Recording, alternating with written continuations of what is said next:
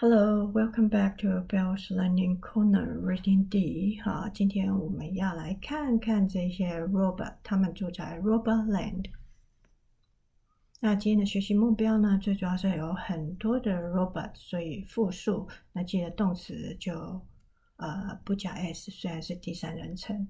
然后呢，再来 be 动词是 are。那今天会介绍一些颜色，还有他们在做什么。What can robots do?Some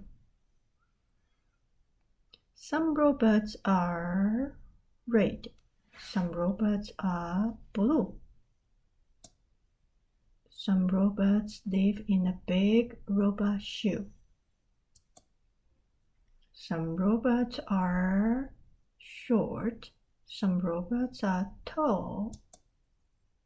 Some robots have a little robot doll.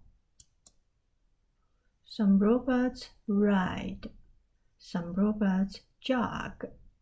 Some robots walk a robot dog. Some robots love snow. Some robots love sand. But all robots love Robot Land. 好，所以他们喜欢他们的这个 Robot Land。OK， 好，以上呢是 Robot 的故事。Thanks for watching, and I'll see you next time. Bye bye.